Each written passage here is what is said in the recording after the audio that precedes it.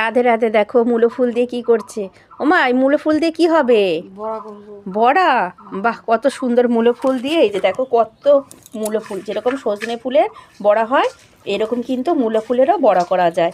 তা এগুলো, এই ফুলের বড়া কি বংশীধারীর সেবায় দেওয়া যাবে। তা আমি বাগান থেকে মূলো তুলেছি, এই যে মূলো হারভেস্টিং করেছি। যে মূলো তরকারি করা যাবে, মূলো ডালে দেওয়া যাবে, সঙ্গে এই যে শাক রাখা হয়েছে এই শাকগুলো ভাজা করা যাবে, সঙ্গে এই দেখো মূলোর ফুলের বড়া হবে। তা আমরা মূলো গাছের একটা জিনিস থেকে কত কিছু পাই। বাড়িতে যদি আমরা নতুন যারা বাগানি আছি তারা যদি আমরা এরকম করি তার মনে একটা আনন্দ হবে। যার জন্য আমার ভিডিওটা করা, যে এত সুন্দর মানে একটা সবজি থেকে এত কিছু করা যায়। মূলোর শাক, মূলোর বড়া, আবার মূলোটাও দেওয়া যায়।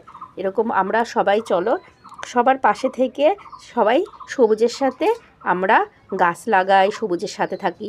সবুজের মানে মনে একটা শান্তি দেয়, যে এইরকম সুন্দর সুন্দর বাগান যদি আমরা করতে পারি তাহলে কিন্তু মনে শান্তি দেয়। এখানে পালং শাক আছে, শীষ পালং হচ্ছে, ফুলকপিগুলো দেখো কত সুন্দর। এরকম যদি সবারই মোটামুটি ছাদে একটু জায়গা থাকে বাড়ির সামনে, তো এরকম যদি আমরা সবুজের সাথে থাকি কত সুন্দর হয়।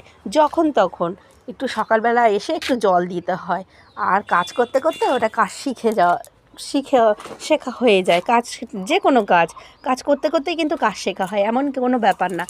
তোমরা নতুন যারা বাগানি আছো তাদের উদ্দেশ্যে বলছি, তোমরাও এরকমভাবে টুকটুক টুকটুক করে করো না। দেখো প্রথমে বিশাল কিছুর প্রয়োজন নেই, যে বাড়িতে ভাঙা গামলা থাকে, কত কিছু প্লাস্টিকের ইসে থাকে, তার মধ্যেই করো। আমিও কিন্তু প্রথমে এইরকমভাবেই শুরু করেছি।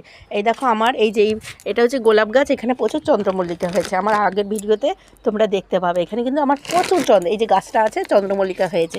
এই যে কি একটা প্লাস্টিকের ব্যাগ, এটাকে আমি গ্রো ব্যাগ নিজে হাতে তৈরি করে আমি কিন্তু এইভাবে গাছ লাগিয়েছি। এটা একটা ছোট্ট একটা গামলি, তার ভেতরে কিন্তু দেখো পিটুনিয়াগুলো কত সুন্দর। বাড়িতে এরকম বাগানে এসে যদি একটু ফুল দেখা যায় কত ভালো লাগে না। সঙ্গে দেখো আমি ডাঁটা লাগিয়েছিলাম, কাটোয়ার ডাঁটা। তার বীজ থেকে আমি এর আগেও ভিডিওতে দেখিয়েছি কিভাবে আমি বীজ সংগ্রহ করি। তো এরই আবার বীজ কিন্তু আমরা কালেক্ট করে রেখে দিয়েছি, যে সেগুলোও কিন্তু বীজ ছড়িয়ে দেব। এত সুন্দর। এখান থেকে মূলো অনেক হারভেস্টিং করা হয়েছে, দেখিয়েছি হারভেস্টিং আগের ভিডিওতে আছে। সে মূলো শাক, মূলোর ফুল, যে কোনো কিছুই কিন্তু ফেলনা যায় না। তা এইভাবে তোমরা কিন্তু করতে পারো।